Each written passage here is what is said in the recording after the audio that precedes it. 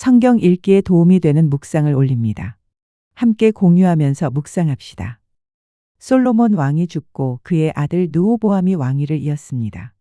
백성들은 솔로몬의 무거운 통치를 완화해 달라고 요청하지만 르호보암은 원로들의 조언을 무시하고 젊은 친구들의 강경한 의견을 따랐습니다.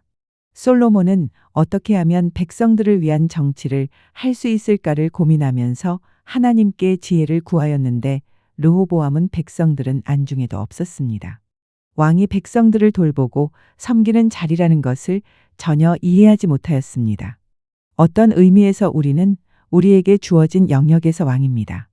우리에게 주어진 것, 우리가 만나는 사람들, 심지어 우리가 겪는 모든 고통의 경험까지도 우리에게 주어진 그 영역에서 솔로몬과 같은 왕의 역할을 감당하라고 주어지는 것입니다.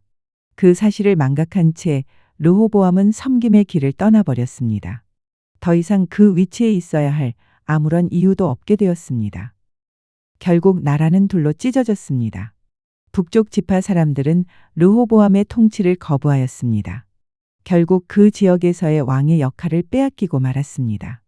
사실 르호보암이 아예 그 어느 백성도 통치하지 못하고 쫓겨나는 것이 정상일 것입니다.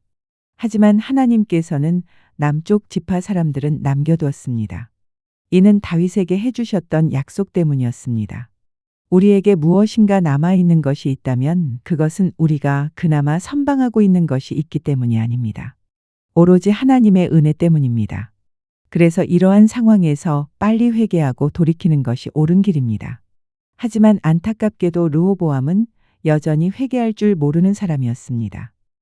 하나님의 사람이 여로보암에게 가서 하나님의 심판을 예언하고 돌아가게 되었습니다.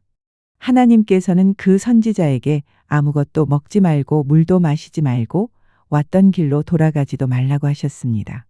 하지만 자신에게도 하나님께서 말씀하셨다면서 거짓말을 한 늙은 선지자의 유혹에 넘어가 돌아가서 떡을 먹고 물을 마셨습니다. 하나님의 말씀을 어긴 결과로 사자에게 죽임을 당했습니다. 소가 넘어가서 망한 것입니다. 사실 하와가 선악과를 따먹게 된 것도 거짓된 속임수에 소가 넘어갔기 때문입니다.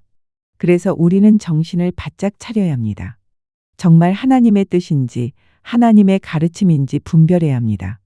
하나님의 말씀인 성경을 깊이 묵상하면서 하나님의 선하시고 온전하신 뜻이 무엇인지 분별하고 따라야 합니다. 대체로 우리들의 마음속에 맨 처음 떠오르는 생각들은 잘못된 생각일 수 있습니다.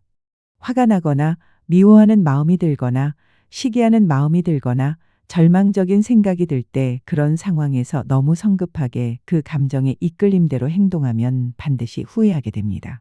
조급하게 결정할 게 아니라 하나님 앞에서 기도해야 합니다.